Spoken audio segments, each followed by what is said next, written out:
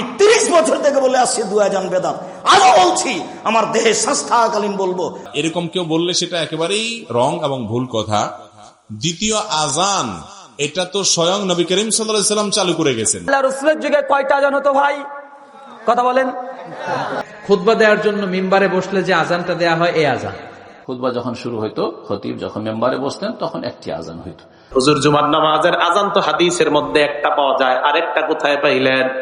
সুপ্রিয় দর্শক, জুম্মার দিনে দ্বিতীয় আজান দেওয়া কি বেদাত? আহলে হাদিসের দাবি এটা জায়েজ নেই, কিন্তু দেশের আলেমদের দাবি এটা জায়েজ রয়েছে। চলুন দেশের জনপ্রিয় আলেমদের মুখে বক্তব্যগুলো শুনে আসি। প্রথমে বক্তব্য শুনবো আহলে হাদিসের বক্তাদের মুখ থেকে। আমি দুই আজান বেদাত আমি বলিনি, আব্দুল্লাহ ইবনে ওমর বলেছেন। আমি কেন বলবো? দুই আজান বেদাত আব্দুল্লাহ ইবনে ওমর বলেছেন। আমি বলছি, আমি 30 বছর থেকে বলে আসছি দুই আজান বেদাত, আজও বলছি, আমার দেহে শ্বাস থাকাকালীন বলবো দুই আজান বেদাত। তুমি দাও, তোমার বাপ দেখ, তোমার 14 গোষ্ঠী দেখ না, তাতে আমার কি? তাতে আমার কি? সারা পৃথিবীর মানুষ দুই আজান দেখতে, তা আমার কি? তুমি দাও। আমি বলে আসছি 30 বছর থেকে দুই আজান বেদাত, আজও বলছি, চিরদিন বলবো। আমি আমার ব্যক্তিগত কথা বলিনি, আব্দুল্লাহ ইবনে ওমর বলেছেন এই কথা আমি বলছি। আমি কোনোদিন কোন মানুষকে, কোন জাতিকে, কোন দল নেতাকে হিসাব করে আমার জীবনে কোনোদিন কথা বলিনি। ভবিষ্যতে আমাকে বলতে হবে, এই সব আমি করি না। তো আমি তোমাকে বলছি, তুমি একটা ছেলে মানুষ, কথা বললে হিসাব করে বলিও, তোমার বাপও আমার ছাত্র। জাতির কিছু করেছ, মানুষের পিছনে লাগাটাই বড় মনে করো। জাতির কি করো? জাতির কি করেছ? জুমার দিনে দুই আজান দেওয়া যাবে কি যাবে না, যেটা ইখতিলাফ নেই। সহিহ বুখারী কিতাবুল জুমআ হাদিস নাম্বার 915, 16, 17 পরপর 3টে হাদিস বর্ণনা আছে যে আল্লাহ রাসূলের যুগে কয়টা আজান হতো ভাই? কথা বলেন। আবু বকর রাদিয়াল্লাহু তাআলার জামানায় কয়টা আজান হতো? ওমরের জামানায় কয়টা হতো? ওসমানের জামানার অর্ধ খিলাফত কয়টা হতো? অর্ধ খিলাফত কয়টা হতো? একটা। আলী বিন আবি তালেব রাদিয়াল্লাহু তাআলার জামানায় কয়টা হতো? একটা। তার মানে বোঝা গেল আল্লাহ রাসূলের জামানায় একটা, আবু বকরের জামানায় একটা, ওমরের জামানায় একটা, আলীর জামানায় একটা, ওসমানের অর্ধ খিলাফত পর্যন্ত একটা। তার মানে বোঝা 4 খলিফার মধ্যেও শুধু এক খলিফার অর্ধ খিলাফত পর্যন্ত কটা হতো? দুটা। তবে বন্ধু, সাহাবী আর আল্লাহ রাসূলের যদি আমলের মধ্যে সাংঘর্ষিক হয়ে যায়, এখন কোনটা বেশি প্রাধান্য পাবে বলেন? দুই আজানের দলিল ঠিক আছে, কিন্তু মানহাজটা কি নাই, ঠিক নাই।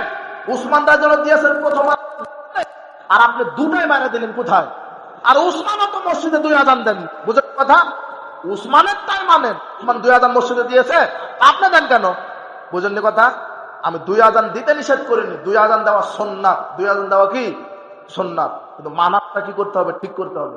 আজানটা প্রথম বাজারে ওসমান রাদিয়াল্লাহু আনহু, এই তো দুই আজানের দলিল দিচ্ছে না হুজুর, যে উসমান দুই আজান দিয়েছে। কাজ দুই আজান দেওয়া সুন্নাত। হ্যাঁ, দুই আজান দেওয়া সুন্নাত। রাসূলুল্লাহ বলছেন আলাইকুম বিসুন্নতি, আমার সুন্নাতকে মানো, ও সুন্নাতুল খুলাফায়ে রাশিদিন মাহদিয়্যিন, এবং আমার 4 খলিফার সুন্নাত মানো। কয় খলিফা? 4 খলিফাকে? আবু বকর, ওমর, ওসমান, আলী রাদিয়াল্লাহু তাআলা আনহুম 4 খলিফা না? রাসূল সাল্লাল্লাহু আলাইহি ওয়াসাল্লাম 4 খলিফার সুন্নাত মানতে বলেননি? তো দুই আজান কার সুন্নাত? উসমানের, তাই না? হ্যাঁ, দুই আজান উসমানের সুন্নাত। দুই আজান দিতে পারেন, এটা সুন্নাত, দলিল আছে, আকীদাও বিশ্বাসও করেন, কিন্তু মানহাজ যে আপনার ঠিক নাই ভাই। মানহাজ কি? উসমান রাদিয়াল্লাহু আনহু কোথায় কিভাবে দিয়েছেন, কারণে দিয়েছেন, আপনার ওই কারণ আছে? জুমার দ্বিতীয় আজানকে কি বেদাত বলা যাবে? মাহমুদ আলামিন, না, জুমার দ্বিতীয় আজানকে বেদাত বলা যাবে না। এই জন্য কারণ হচ্ছে রাসূলুল্লাহ সাল্লাল্লাহু আলাইহি ওয়াসাল্লাম বলেছেন, আলাইকুম বিসুন্নতি ওয়া সুন্নাতুল খুলাফায়ে রাশিদিন আল মাহদিয়িন আদু আলাইহা বিন নওয়াজিস।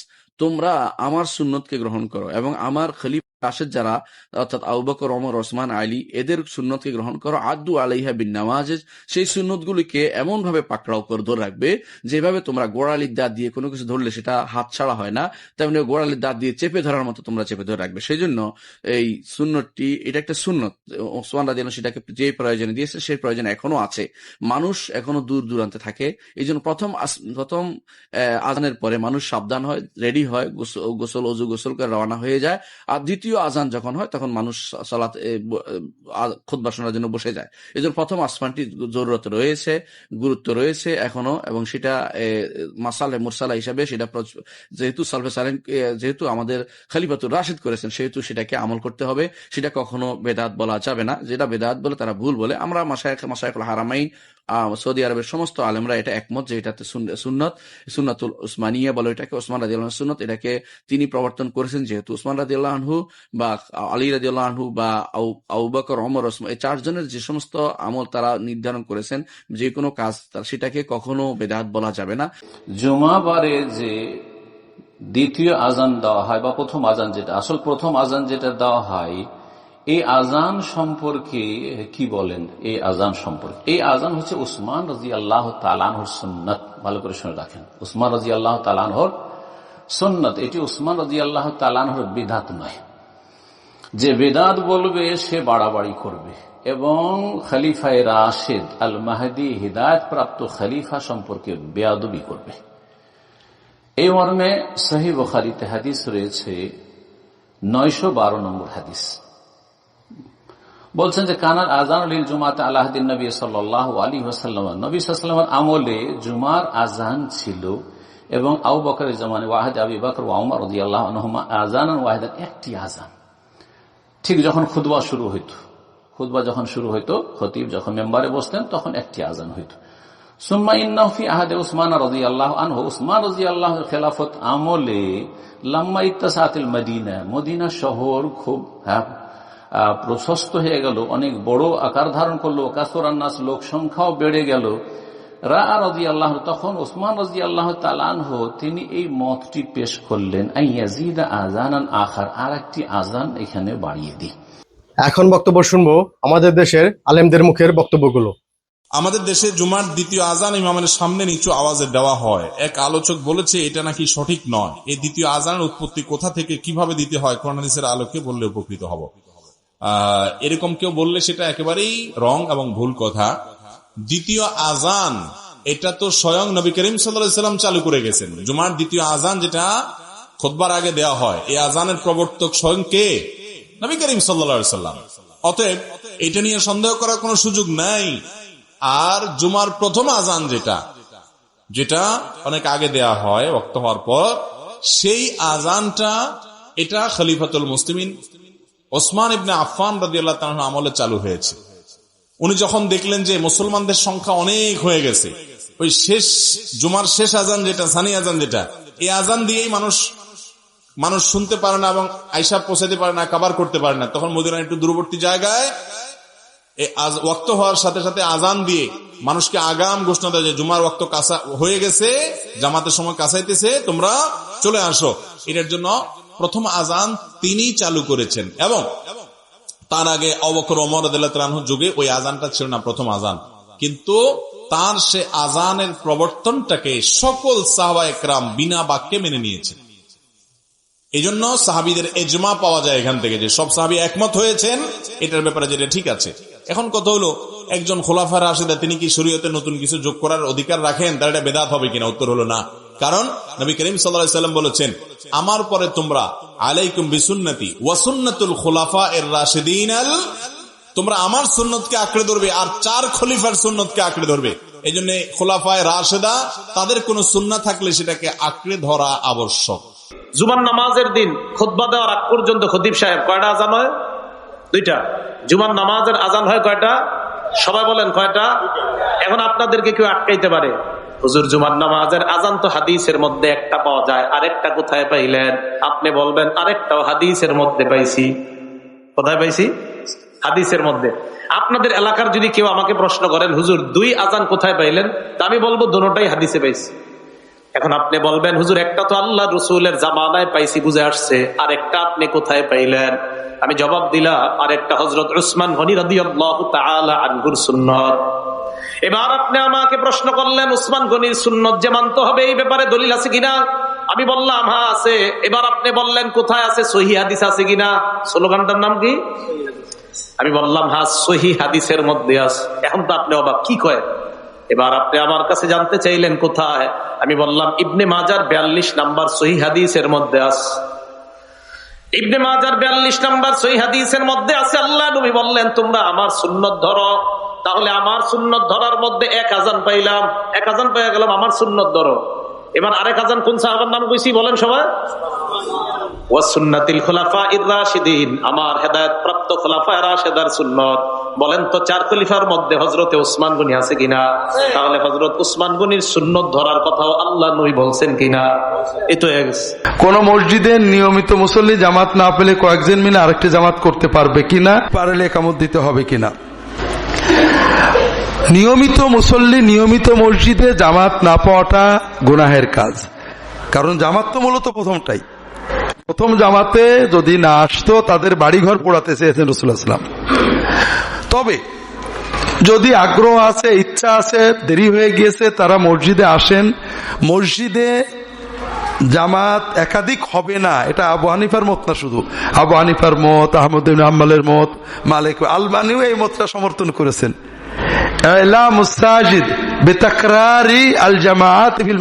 একটা বই আছে। মূল বিষয় হলো রাস্তার পাশের মসজিদ, হাটের মসজিদ, যে মুসল্লিরা মসজিদে আযান শোনেননি, একামতের সময় ছিলেন না, তারা পরে এসে জামাত করলে এটা কোনো সমস্যা না। কারণ জামাত একটা ওয়াজিব দায়িত্ব। কিন্তু যিনি আযান শুনেছেন, অবহেলা করে প্রথম জামাত ছেড়ে দিয়েছেন, তার জামাতের অধিকার তিনি নষ্ট করেছেন। এই জন্য এইরকম মানুষেরা বাইরে জামাত করবেন, মসজিদে নয়। মসজিদে কিন্তু রাস্তার পাশের মসজিদ, যাতায়াতের মসজিদ, হাট বাজারের মসজিদ, যেখানে মানুষ পরে এসেছে, আযান একামতের সময় ছিলেনই না, তারা জামাত করতে পারেন। এছাড়া মসজিদের বারান্দায় বাইরে জামাত করলে, অথবা যেখানে আগের জামাত হয়েছে অন্যত্র জামাত করলে ইনশাআল্লাহ অসুবিধা নেই। আপনাদের এই মসজিদে জুমার দিন আযান দেন কয়টা? আব্দুর রাজ্জাক বিন ইউসুফও লিখেছেন, মুজাফফর বিন মুহসিনও লিখেছেন, জুমার দিনের আমরা যে 2 আযান দেই, ওনাদের কথা হলো এই 2 আযান দেওয়া সুন্নাহ সম্মত নয়।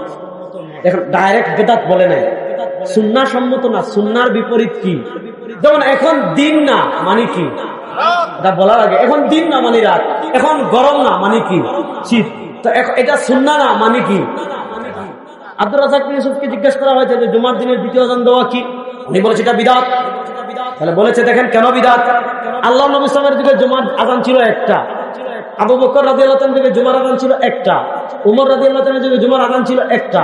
জুমার 2য় আযান চালু করেছেন উসমান। কে? মুখ খুলে বলেন কে? উসমান কি সাধারণ কেউ না সাহাবী? সাধারণ সাহাবী না খুলাফায়ে রাশিদিন? দেখেন আল্লাহর নবীর পরে সাহাবী চালু করলে হয় বেদাত। এবং আব্দুর রাজ্জাক বিন ইউসুফকে জিজ্ঞেস করা হচ্ছে উসমান কি বিদআত করেছেন? হ্যাঁ, উসমান বিদআত করেছেন। তো আল্লাহর নবীর পরে সাহাবী চালু করলে হয় বেদাত। অথচ নবী বলেছেন ইন্নাহু মাইয়াইশু মিনকুম বা'দি ফাসায়ারা ইখতিলাফান কাসীরা ফাআলাইকুম বিসুন্নতি ওয়া সুন্নাতিল খুলাফাইর রাশিদিন আল মাহদিয়িন তামাসসাকু বিহা ওয়া আদ্দু আলাইহা বিন নওয়াজিজ। নবী বলেছেন আমার খুলাফায়ে রাশিদিনের সুন্নাহকে আঁকড়ে ধরো। নবীর পর সাহাবী উসমান চালু করলে হয় বেদাত, আর নবীর ইন্তেকালের 227 বছর পর এটা চালু হয়ে এটা সুন্নাহ। জুমার নামাজের আযান যখন দেয়া হয়, ফাসআউ ইলা যিকরিল্লাহ, আল্লাহর স্মরণে তোমরা ধাবিত হও। ওয়াজারুল বাই, কেনা বেচা বন্ধ করে দাও। যালিকুম খায়রুল লাকুম ইন কুনতুম তা'লামুন, এটাই তোমাদের জন্য কল্যাণ যদি তোমরা বুঝতে পারো। জুমার নামাজের আযান যখন হয়, ফাসআউ ইলা যিকরিল্লাহ, আল্লাহর স্মরণে তোমরা বের হয়ে যাও। আল্লাহু আকবার। ফাসআউ ইলা যিকরিল্লাহ ইযা নুদিয়া লিসসালামি ইয়াউমিল জুমআ, জুমার নামাজের আযান যখন দেয়া হয় বের হয়ে যাও, তখন কোনো কাজ রাখা যাবে না। এই আযান দ্বারা উদ্দেশ্য হচ্ছে খতিব সাহেব খুতবা দেওয়ার জন্য মিম্বারে বসলে যে আযানটা দেয়া হয়, এই আযান। কথা বুঝতে পেরেছেন? কিন্তু দুর্ভাগ্যজনক হলে সত্য, আমাদের বাংলাদেশে এই আযানটা কেন যেন মুয়াজ্জিন ভাইরা ইমাম সাহেবের সামনে এসে আস্তে আস্তে দেয়, ছোট ছোট করে ইমাম সাহেবের মুখের উপরে দেয়, মাইকে দেয় না। এটা পাইছে কই? এটা যে কোত্থেকে ঢুকছে এক আল্লাহই ভালো জানে। আযান মানে অ্যানাউন্সমেন্ট। আযান মানে কি? কথা বলেন। অ্যানাউন্সমেন্ট কি জোরে হবে না আস্তে? তো সব আযান মাইকে এত সাউন্ড করে, এই আযানটা ইমাম সাহেবের মুখের সামনে এসে ছোট ছোট করে কেন দেয়? এটার কোনো দলিল আছে বলে আমার জানা নাই। এই আযানটাও মাইকে হতে হবে। আমি পৃথিবীর যত দেশ ঘুরেছি, অনেক বড় বড় মসজিদে আমি জুমার সালাত করেছি, সব জায়গায় মক্কাতুল মুকাররমা সহ মসজিদে নববী সহ সব জায়গায় খতিব সাহেব জুমার মিম্বারে বসার পরে যে আযানটা দেয়া হয়, এটাও অন্যান্য আযানের মতো মাইকে দেয়া হয়।